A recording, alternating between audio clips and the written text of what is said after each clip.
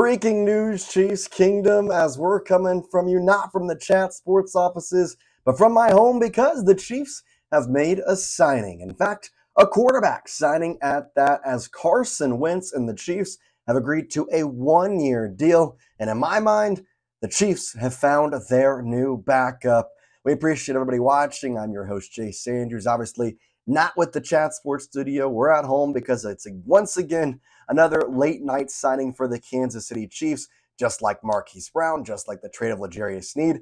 I feel like Brett Veach is a little bit of a night owl, which I don't mind. I'm kind of that way too. But before we get into all these topics, if you're new here, we're putting out breaking news Chiefs videos whenever something like this happens. Marquise Brown got signed, we put a video out. We're doing everything. Chris Jones got signed, we put a video out from my car. Listen, we're not missing anything. So if you feel inclined, if you're enjoying Chiefs content, guess what? We got a lot of good stuff for you right here. So with that, subscribe button.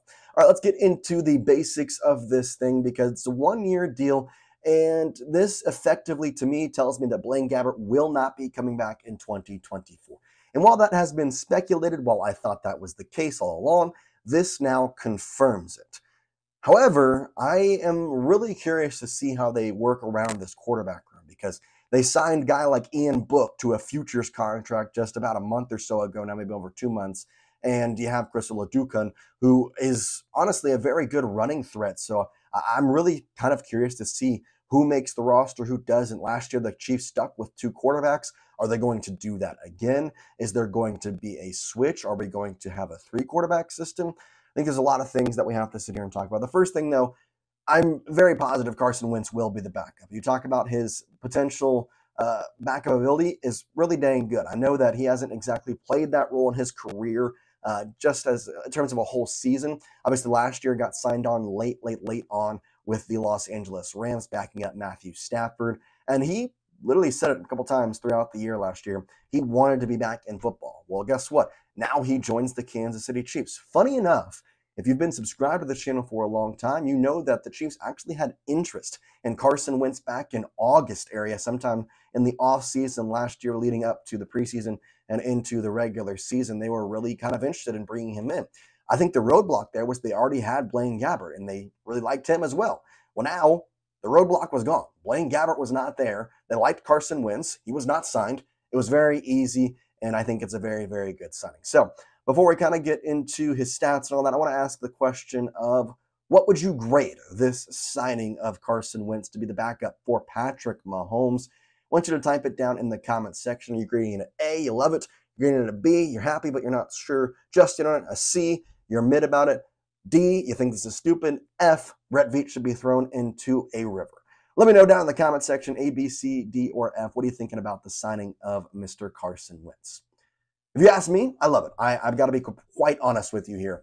I think overall, he fits what the Chiefs wanted because you've heard me say countless times when the Chiefs have been looking for a backup and during this time, they don't want anybody expensive. They don't want anybody who has the potential to be a starter. They want a backup.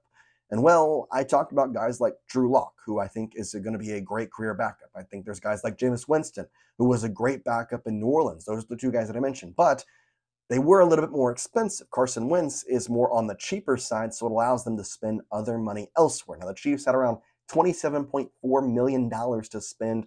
Obviously, this is not going to put too much of a damper in the budget. I'd have to expect the deal would be less than $5 million.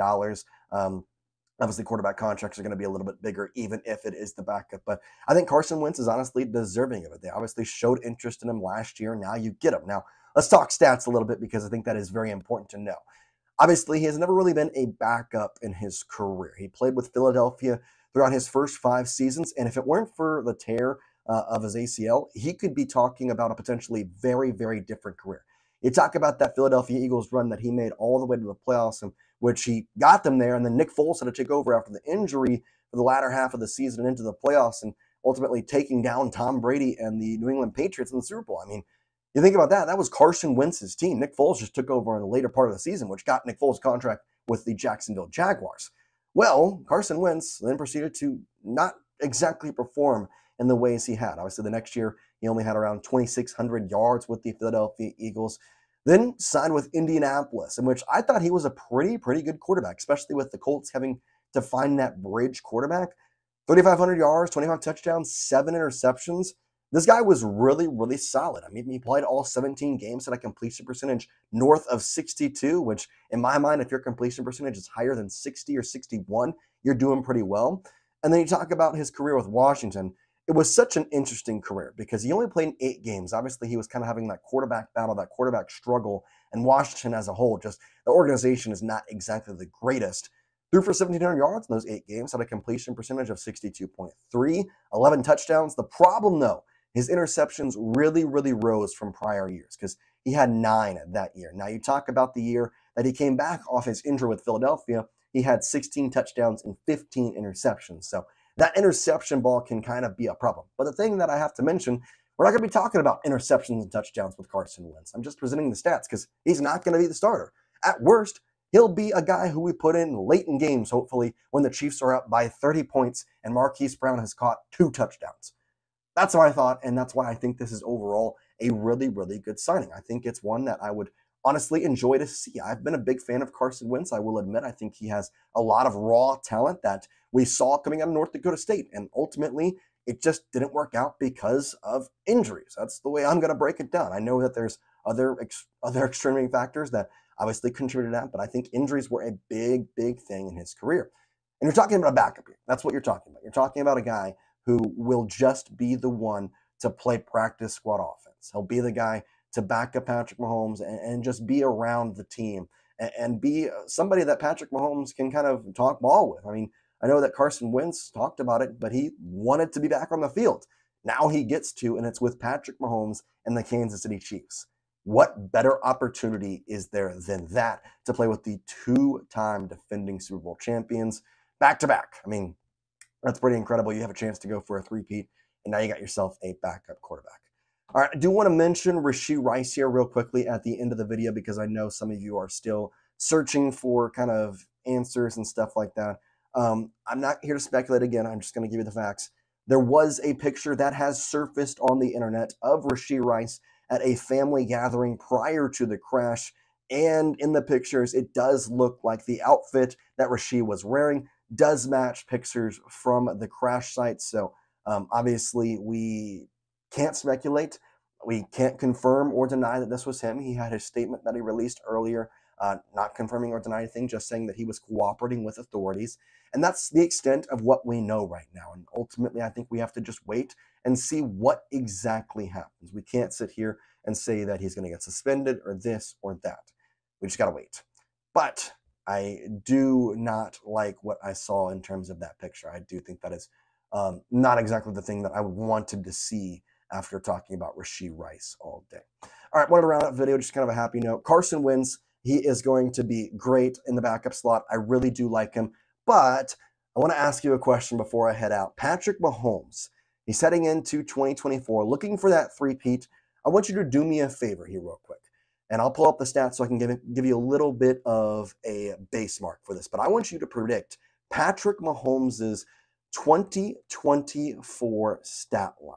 So just for reference here, this past year he threw for 4,183 yards, 27 touchdowns, and 14 interceptions.